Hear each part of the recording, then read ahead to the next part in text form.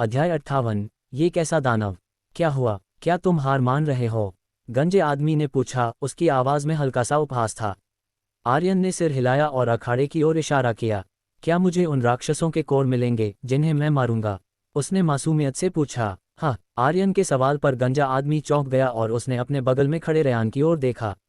Ryan मुस्कुराया। कालकोठरी के बाहर के राक्षस कुछ भी नहीं छोड़ते, इसलिए हमें कोर खुद निकालने होंगे। इसमें समय लगेगा, लेकिन हम ये कर सकते हैं। हालांकि तुम जिन राक्षसों को मारोगे उनके कोर पर दावा करने के योग्य नहीं हो। आर्यन ने एक भान उठाए और मुस्कराते हुए कहा। और कोई योग्य कैसे बनता है? रयान ने एक पल के लिए सोचा। केवल वही लोग जो सबसे ज्यादा मारे गए राक्षसों के रिकॉर्ड को तोड़ते हैं उन्हें कोर दिए जाते हैं, वरना कोई योग्य नहीं होता। आर्यन के चेहरे पर एक उज्ज्वल मुस्कान फैल गई। उसने सोचा था कि योग्यता कुछ कठिन या जटिल होगी, लेकिन यह आश्चर्यजनक रूप से सरल निकली। बच्चे, तुम अजीब तरह से मुस्कुरा रहे हो। क्या तुम्हें सच में यकीन है कि तुम रिकॉर्ड तोड़ सकते हो? रयान ने आर्यन के प्रफुल्लित चेहरे को देखकर हंसते हुए पूछा। आर्यन ने उसे देखा और मुस्कराते हुए कहा, मैं सिर्फ रिकॉर्ड नहीं तोड़ूंगा, मैं एक नया रिकॉर्ड बनाऊंगा, एक ऐसा रिकॉर्ड जो आने वाली पीढ़ियों के लिए सबका लक्ष्य बन जाएगा। लेवल 6 के एक नौसिखिया से ऐसा आत्मविश्वास, रयान ने ठहाका लगाते हुए कहा। तुम्हारे पास शेखी बघारने का कोई उच्च स्तरीय कौशल होना चाहिए, लेकिन मैं कोई राय नहीं दूंगा। उसने अखाड़े की ओर इशारा किया। अगर तुम्हें कुछ और नहीं कहना है तो तुम्हें 5 सेकंड में टेलीपोर्ट कर दिया जाएगा। बस मुझे टेलीपोर्ट कर दो, आर्यन ने कहा। मुझे यह आत्मविश्वास पसंद आया, रयान ने कहा और गंजे आदमी की ओर मुड़ा, जिसने अपनी होलोवॉच को टैप किया, जिससे आर्यन उनके सामने से गायब हो गया और अखाड़े में प्रकट हुआ। आर्यन ने टिक टिक करते हुए घड़ी की ओर देखा और खुद को तैयार किया। अब पूरी ताकत लगाने का समय है, उसने सोचा। उसकी आंखें पूरी तरह से शांत थीं क्योंकि उसने इन्फर्नल कोटिंग, अनफर्नल कोटिंग और 3 डायमेंशनल बॉडी का कौशल सक्रिय किया।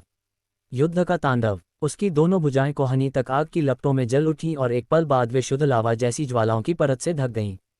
अब कोई लपटों को देख भी नहीं सकता था, लेकिन यह महसूस किया जा सकता था कि उसके दोनों हाथों पर लाल गर्म परत लपटों से भी कहीं ज्यादा खतरनाक थी। वह लेवल 6 के किसी व्यक्ति के लिए मजबूत है, लेकिन क्या वह इतना मजबूत हो सकता है कि वह 100 लेवल 10 के राक्षसों का वध कर सके? कोमल के दिमाग में विचारों की बाढ़ आ गई क्योंकि उसने आर्यन की भुजाओं पर ज्वालाओं की परत देखी। यह इसी कौशल की वजह से था कि उसने हेमंत को हराया था। हेमंत ने भी ये देखा और अपने दांत पीसे, लेकिन उसने यह मानने से इनकार कर दिया कि आर्यन अकेले उस कौशल से 100 राक्षसों को मार सकता था। ये बस असंभव था। इस बच्चे के आग से जुड़े कौशल वाकई मजबूत हैं। रयान ने आर्यन की भुजाओं पर ज्वालाओं की परत देखते हुए सोचा, लेकिन कोई हथियार या अन्य तकनीक न देखकर उसे संदेह हुआ कि क्या आर्यन अपने लेवल 6 नौसिखिया रैंक के साथ एक को भी मार पाएगा। इस समय आर्यन अपने आसपास हो रही हर चीज को पूरी तरह से भूल गया था और उसका पूरा ध्यान अपने ऊपर लगे टाइमर पर था। जैसे ही उल्टी गिनती 10, 9, 8 पर पहुंची, आर्यन ने 6 ड्रैकोनिक एसेंसेस की ताकत को सक्रिय कर दिया। एक आदिम, अनियंत्रित शक्ति की लहर उसकी नसों में दौड़ गई।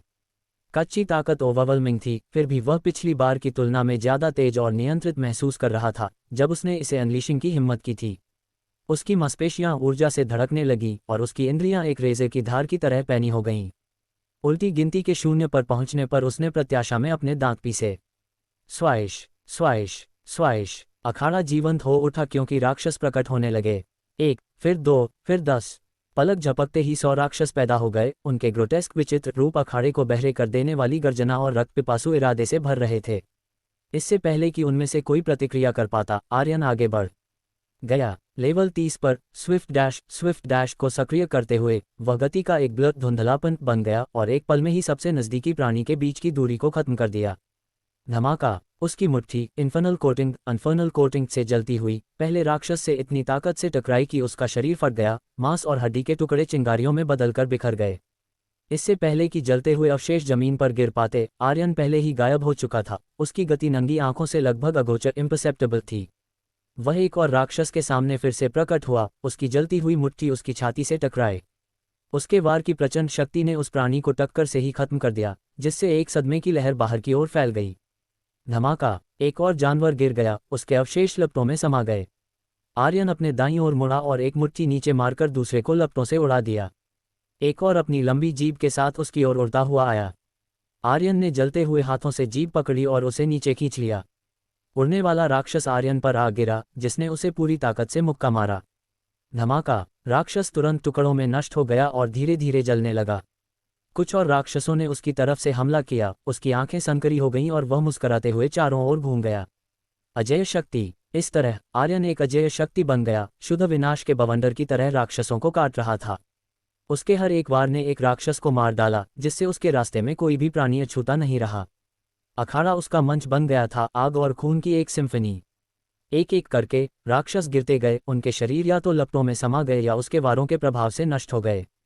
प्रत्येक वार में 6 ड्रैकोनिक एसेंसेस की संयुक्त शक्ति और अनफर्नल कोटिंग का घातक ताप था, जिससे आर्यन के मुट्ठियों में उन्हें एक ही मौके से नष्ट करने की पर्याप्त शक्ति थी।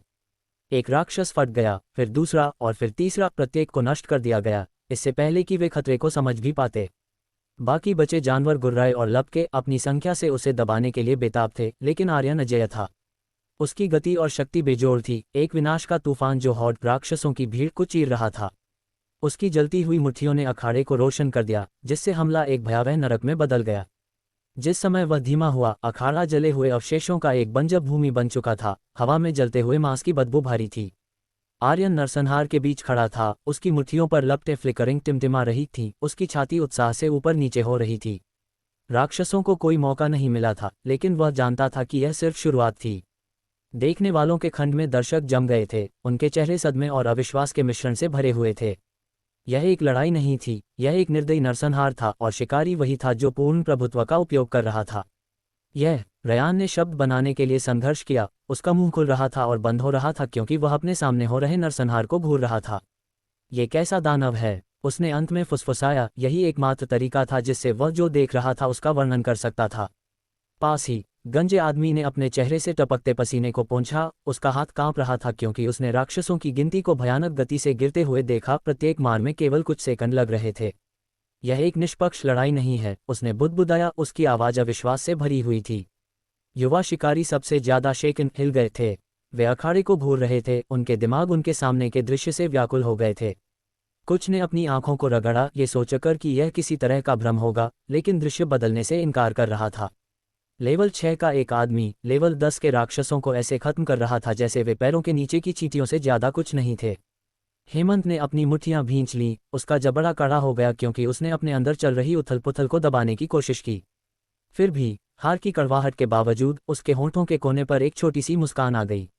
मेरी हार अन्यायपूर्ण नहीं थी। कोमल इस बीच अखाड़े से अपनी आंखें नहीं हटा पा रही थी। उसका दिल तेजी से धड़क रहा था, डर से नहीं बल्कि पूरी तरह से कुछ और से। उसकी निगाहें एक नए दृढ़ संकल्प के साथ जल रही थीं क्योंकि उसने उसे देखा, उसका दिमाग विस्मय में फुसफुसा रहा था, ताकत का ये स्तर, मुझे इसी की जरूरत है, इस स्तर की ताकत वाला कोई व्यक्ति। उसके लिए आर्यन सिर्फ एक योद्धा नहीं था, वह एक दुर्लभ और कीमती रत्न था, एक खजाना जिसे वह हाथ से जाने नहीं दे सकती थी। जब ये सब हो रहा था, आर्यन ने राक्षसों का नरसंहार करना जारी रखा क्योंकि वह उनकी गिनती कर रहा था। जैसे ही गिनती 80 के करीब पहुंची, उसके बाएं हाथ पर लपटें गायब हो गईं, या ये कहना बेहतर होगा कि उसने उन्हें गायब कर दिया। लेकिन वह धीमा नहीं हुआ और इसके बजाय अपनी मारने की गति को और भी बढ़ा दिया। वह 4 राक्षसों के एक समूह की ओर दौड़ा और अपने दाहिने हाथ से मुक्का मारा। धमाका, शुद्ध लपटें 5 सेकंड तक सीधे उन पर अनलीश छोड़ी गई थीं, इससे पहले कि वे पिघलकर खत्म हो गए। ठीक उसके बाद उसके दूसरे हाथ पर भी लपटें गायब हो गईं। एक धीमी गुर्राहट उसके मुंह से निकली, लेकिन वह रुका रहा। रयान पूरी एकाग्रता के साथ लड़ाई को घूर रहा था। वह अपने मानापूर्ण जादुई ऊर्जा के अंत के करीब है।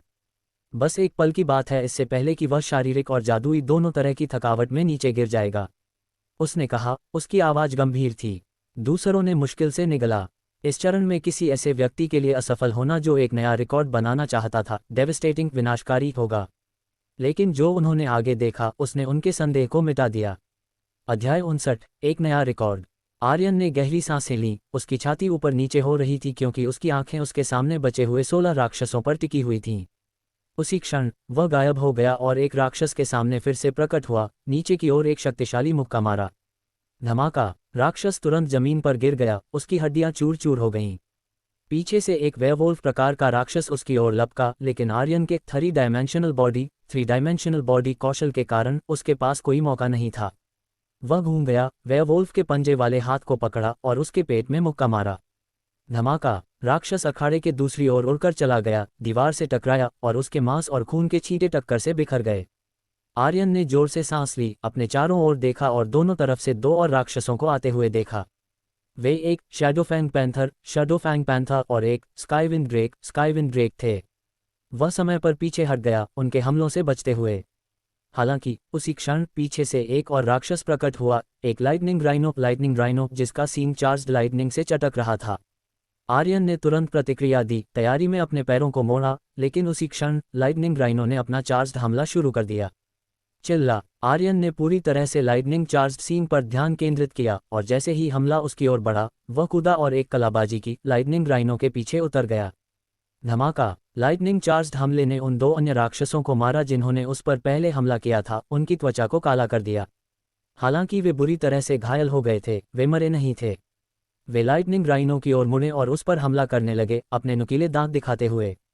लाइटनिंग राइनो को विचलित देखकर आर्यन ने उसे और बाकी 2 राक्षसों को खत्म करने का अवसर जब्त करने का फैसला किया। लेकिन उसने देखा कि बचे हुए 11 राक्षस किसी भी क्षण उन तक पहुंच जाएंगे। मुझे इसे जल्दी खत्म करना होगा, आर्यन ने सोचा, और उसकी आकृति धुंधली हो गई क्योंकि वह लाइटनिंग राइनो के पीछे प्रकट हुआ, उसकी पीठ को मुक्के से निशाना बनाते हुए। धमाका! लाइटनिंग राइनो के पास कोई मौका नहीं था, उसे उड़ा दिया गया, लेकिन वह अकेला नहीं गया। शैडोफैंग पैंथर और स्काईविंड ड्रेक हमले की ताकत से साथ में चले गए। आर्यन के वार से तीनों दूर जा गिरे।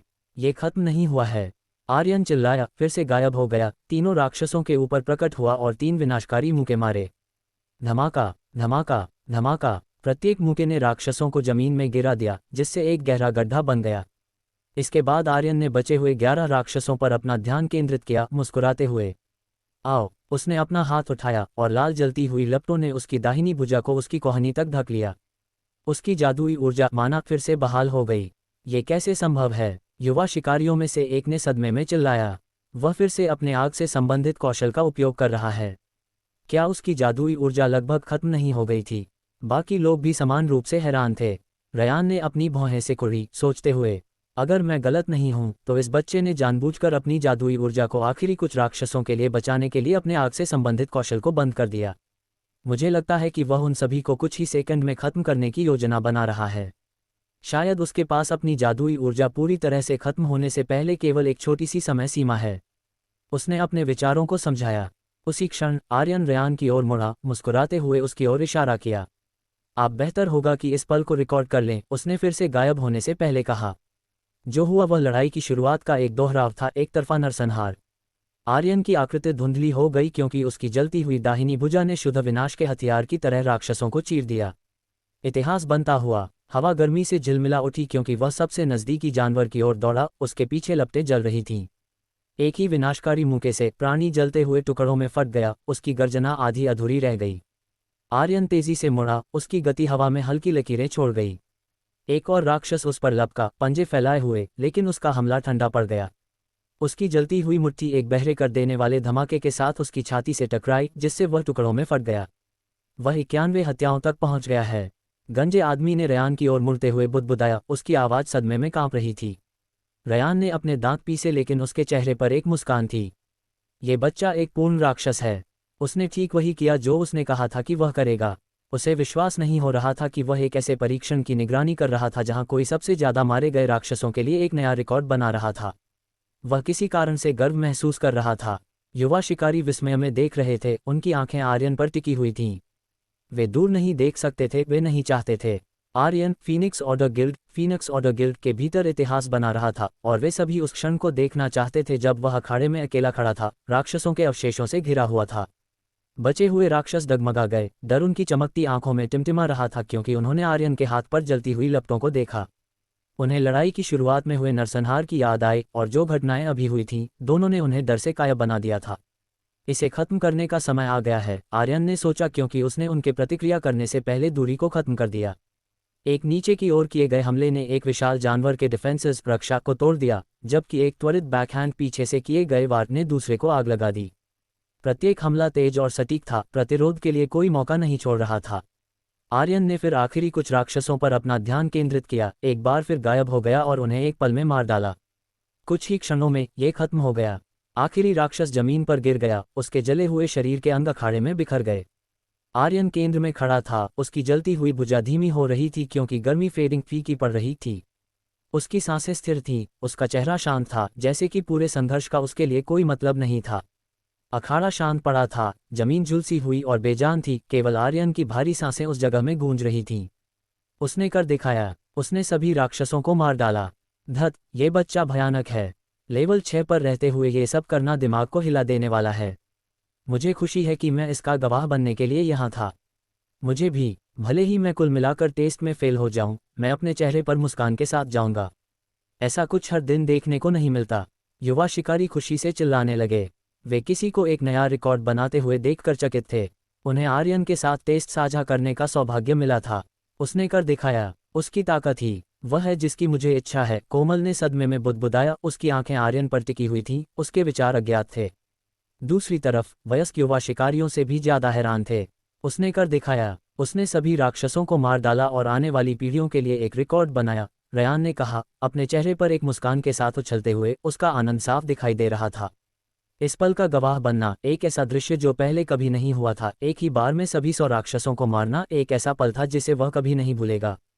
सभी 100 राक्षस। गंजे आदमी ने अविश्वास में बुदबुदाया। उसे विश्वास नहीं हो रहा था कि किसी ने नोविस रैंक में रहते हुए एक बार में 100 राक्षसों को मार डाला था। नोविस रैंक में ये काम लगभग असंभव लग रहा था। नोविस रैंक में जादुई ऊर्जा माना का स्रोत पूरे शरीर में बहता था, खून से, कोशिकाओं से, और इस वजह से जादुई ऊर्जा पतली फैली हुई थी, जिससे व्यक्तिगत उपयोग के लिए पर्याप्त मात्रा में निकालना मुश्किल हो जाता था। कोई भी जादुई ऊर्जा खत्म होने से पहले मुश्किल से कुछ ही चालें चल पाता था। केवल अप्रेंटिस रैंक में एक जादुई कोर्ट माना कोर्ट बनाने के बाद कोई ऐसे मांग वाले काम के लिए पर्याप्त जादुई ऊर्जा जमा कर सकता था। फिर भी उन्होंने नोविस रैंक लेवल 6 में किसी को असंभव को पूरा करते हुए देखा था। अध्याय 60, आप असफल हैं। गंजे आदमी ने फिर आर्यन को वापस देखने वाले अनुभाग में टेलीपोर्ट कर दिया। कैसा रहा? आर्यन ने रयान की ओर मुड़कर पूछा, गहरी सांसें लेते हुए। तुमने इतिहास रच दिया, जैसा कि तुमने कहा था। रयान ने मुस्कुराते हुए जवाब दिया। आर्यन ने जवाब में मुस्कुराया, लेकिन अंदर ही अंदर वह रो रहा था। धत, खुद को रोककर लड़ना और ऐसा दिखाना जैसे मैं अपनी आखिरी सांसें ले रहा हूं। जितना मैंने सोचा था उससे कहीं ज्यादा मुश्किल था। उसने सोचा, यह महसूस करते हुए कि उसने अभी अभी जो करतब दिखाया था वह अब तक किए गए किसी भी काम से कहीं ज्यादा थकाऊ था। मुझे थोड़ी देर आराम करने दो, आर्यन ने रयान से कहा, क्योंकि वह बैठ गया, कुछ कोर को अवशोषित करने के लिए बाहर निकाल रहा था। मेरी जादुई ऊर्जा कम नहीं है, लेकिन मुझे ऐसा ही दिखाना है, उसने आह भरते हुए सोचा। जब उसने दूसरों की लड़ाइयों को देखा तो उसने एक बात सामान्य देखी थी। हर कोई अपनी जादुई ऊर्जा की कमी के कारण अधिक राक्षसों को मारने के लिए संघर्ष कर रहा था। उनकी जादुई ऊर्जा बहुत जल्दी खत्म हो जाती थी, लेकिन मैं उनकी तरह नहीं हूं, आर्यन ने सोचा। वह समझ गया कि वह अलग क्यों था। पहला तो वह पागलपन की हद तक कोर की मात्रा थी जिसे वह हर स्तर पर ऊपर जाने के लिए अवशोषित करता था। इसने उसके शरीर को जादुई ऊर्जा से भर दिया, भले ही इसे उसकी स्तर बढ़ाने की प्रक्रिया बहुत धीमी हो गई। दूसरा कारण उसके स्तर 100 के कौशल थे। उनके आदी होने के बाद आर्यन को एहसास हुआ कि उन्हें शुरुआती स्तरों की तुलना में बहुत कम जादुई ऊर्जा की आवश्यकता थी। वह इसके पीछे का सटीक कारण नहीं जानता था, लेकिन वह जो जानता था वह ये था कि जब वे स्तर 100 पर पहुंच गए थे तो एक कौशल का प्रदर्शन करते समय वह अब लगभग कोई जादुई ऊर्जा बर्बाद नहीं करता था। जैसे ही आर्यन ने सोचा और अपनी अगली चालों की योजना बनाई, उसके सामने एक आकृति प्रकट हुई। ये पिछली बार जैसा ही जला हुआ चेहरा वाला मध्यम आयु वर्ग का व्यक्ति था।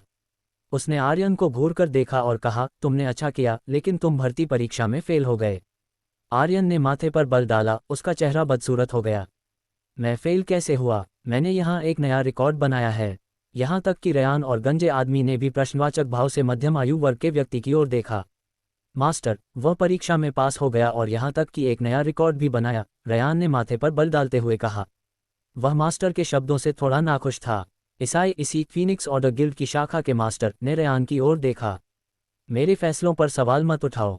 जैसे ही उसने बात की, रयान, गंजे आदमी और आर्यन पर एक भारी आभा उतर आई। रयान और गंजा आदमी दबाव से पीछे हट गए, जबकि आर्यन अप्रभावित लग रहा था। तुमने मुझे जवाब नहीं दिया। मैं फेल कैसे हुआ? आर्यन ने ठंडेपन से पूछा। क्या मुझे इसकी ज़रूरत है? ईसाई आर्यन के सामने चला गया और उसे नीचे देखा। लेकिन चूंकि तुमने एक नया रिकॉर्ड बनाया है तो मैं कम से कम तुम्हें तुम्हारी असफलता का कारण बताऊंगा। वह मुस्कुराया और आगे बोला, यह इसलिए है क्योंकि तुम्हारे पास आग के लिए कोई अफिनिटी प्रवृत्ति नहीं है, और हमारे गिल्ड को मुख्य रूप से आग के लिए उच्च अफिनिटी वाले शिकारियों की आवश्यकता है। लेकिन मास्टर, क्या आपने उसे अभी अभी आग से संबंधित कौशल का उपयोग करते हुए नहीं देखा? रयान ने इस क्षण कहा। वह निश्चित रूप से मास्टर के फेल करने के कारण एक प्रतिभाशाली व्यक्ति को बर्बाद नहीं होने देगा। ईसाई रेयान की ओर मुड़ा और कहा, तुम सोच सकते हो कि मैं पक्षपाती हूँ, लेकिन मैं नहीं हूँ। उसके पास बस आग के लिए कोई अफिनिटी नहीं है। तुम और मैं दोनों जानते हैं कि अगर आग के लिए उसकी अफिनिटी बहुत कम है तो वह आग की सच्ची अवधारणा को कभी नहीं समझ पाएगा। उसने आर्यन की ओर वापस देखते हुए कहा, और एक प्रतिभाशाली व्यक्ति जो एक अवधारणा को नहीं समझ सकता, वह बिल्कुल भी प्रतिभाशाली नहीं है। रेयान ने इसे स्वीकार करने से इनकार कर दिया और वापस बहस की, हमें उसकी परवाह नहीं करनी चाहिए मास्टर। मुख्य गिल्ड उसे संभालेगा। हमारा एकमात्र काम मुख्य शाखा को अच्छे बीज भेजना है, और उसके बाद क्या होता है वह अब हमारी जिम्मेदारी नहीं है। ईसाई ने रेयान की ओर वापस देखा और कहा, तुम सही हो रेयान, लेकिन मैं बस आग के लिए लगभग 0 अफिनिटी वाले व्यक्ति को मुख्य शाखा में नहीं भेज सकता। वे सोचेंगे कि डस्टफॉल डिस्ट्रिक्ट शाखा कचरा पैदा करती है, इसलिए मैं ऐसा नहीं होने दे सकता। रेयान ने दुखी भाव के साथ आह भरी, आर्यन के लिए दया महसूस करते हुए। वह जानता था कि मास्टर एक बहुत ही दृढ़ निश्चयी व्यक्ति थे, और एक बार जब उन्होंने कुछ तय कर लिया तो उनके लिए अपना मन बदलना दुर्लभ था। लेकिन फिर भी मास्टर, हमें कम से कम उसे एक मौका देना चाहिए। उसने एक नया रिकॉर्ड बनाया है, एक ऐसा रिकॉर्ड जो आने वाली पीढ़ियों के लिए पीछा किया जाएगा। गंजे आदमी ने विरोध किया। वह बस ये स्वीकार नहीं कर सकता था कि कोई ऐसा रिकॉर्ड बनाने वाला भर्ती परीक्षा में फेल हो जाएगा। यह उसे सही नहीं लगा। ईसाई ने गंजे आदमी को देखा। तुम भी? उसने आह भरी क्योंकि उसने रेयान और गंजे आदमी के साथ निगाहें मिलाईं। ठीक है, चूंकि तुम दोनों उसे एक मौका देना चाहते हो तो मैं खुशी खुशी इसका पालन करूंगा, उसने अपनी उंगलियों को झटकते हुए कहा। लगभग तुरंत ही लाल लपटों ने आर्यन को घेर लिया। वे दीवारों की तरह थीं, उसे बाकी सभी से रोक रही थीं। आप क्या कर रहे हैं? आर्यन ने घबराहट में चिल्लाया, इन लपटों के पीछे की शक्ति को महसूस करते हुए। घबराने की जरूरत नहीं है, ईसाई ने मुस्कुराते हुए कहा। मैंने तुम्हें एक मौका दिया है। इन लपटों में आग की स्तर 1 की अवधारणा शामिल है। अगर तुम 1 घंटे में उस अवधारणा का थोड़ा भी समझ पाते हो तो तुम खुद ही लपटों को बुझा सकते हो। अगर तुम ऐसा नहीं कर सकते तो इसका मतलब है कि तुम फीनिक्स ऑर्डर गिल्ड के लिए बिल्कुल उपयुक्त नहीं हो। आर्यन ने माथे पर बल डाला, उसका चेहरा बदसूरत था। उसने इस तरह की स्थिति का सामना करने की उम्मीद नहीं की थी, यहाँ तक कि कुछ ताकत दिखाने के बाद भी। क्या इन लपटों में सच में कोई अवधारणा है? आर्यन ने पुष्टि के लिए रेयान की ओर मुड़कर पूछा। वह ईसाई पर बिल्कुल भी विश्वास नहीं कर सकता था। उसे यकीन होना चाहिए था कि उसे घेरने वाली इन लपटों में आग की स्तर 1 की अवधारणा शामिल है। अन्यथा वह एक विशाल महासागर में सत्य के एक कण की तलाश करने वाला मूर्ख होगा। हाँ, लपटों में आग की स्तर 1 की अवधारणा है, रेयान ने आह भरते हुए कहा। उसे विश्वास नहीं था कि आर्यन 1 घंटे के भीतर इन लपटों से कुछ भी समझ पाएगा। ऐसा नहीं था कि वह आर्यन पर विश्वास नहीं करना चाहता था, लेकिन ये सिर्फ इतना था कि एक अवधारणा जैसी रहस्यमय चीज को समझने के लिए 1 घंटा बहुत कम समय था। रेयान से पुष्टि मिलने के बाद आर्यन आलती पालथी मारकर बैठ गया, उसका दिमाग पूरी तरह से लपटों पर केंद्रित था। 1 घंटे का मतलब डायमेंशन ऑफ टाइम में 1 साल होता है, लेकिन क्या वह काफ़ी है? उसने संदेह किया, लेकिन उसने इन विचारों को खुद पर हावी नहीं होने दिया। आर्यन ने अपने सामने घूमती हुई लाल लपटों में गहराई से देखा, उसका दिमाग एक ही ध्यान पर केंद्रित हो गया। वह आग से निकलने वाली झुलसा देने वाली गर्मी, जिस तरह से वह तरलता के साथ बदलती और नाचती थी, और जो कच्चा अनियंत्रित विनाश उसमें था, उसे महसूस कर सकता था। हर टिमटिमाती लौ और चिंगारी में एक जीवन था जो प्राचीन ऊर्जा की फुसफुसाहट को ले जा रहा था। लपटें, आग, वे एक ही हैं, उसने खुद से बुदबुदाया। उसके विचार आपस में जुड़ने लगे, उन संवेदनाओं को जोड़ते हुए जिन्हें वह महसूस कर रहा था। झुलसाने वाली गर्मी, अंतहीन गति, भस्म करने वाली शक्ति। अपनी आंखें बंद करते हुए आर्यन ने डायमेंशन ऑफ टाइम में प्रवेश करते हुए अपनी इंद्रियों को और आगे बढ़ाया, लपटों के सार को महसूस करते हुए। ऐसा लग रहा था जैसे वह आग की गर्जना सुन सकता है, अपने कानों से नहीं बल्कि अपनी आत्मा से। उसी क्षण उसे समझ आ गई। उसकी त्वचा से बहने वाली गर्मी सिर्फ शारीरिक नहीं थी, यह आग के असली स्वभाव, उसकी आभा का प्रकटीकरण था।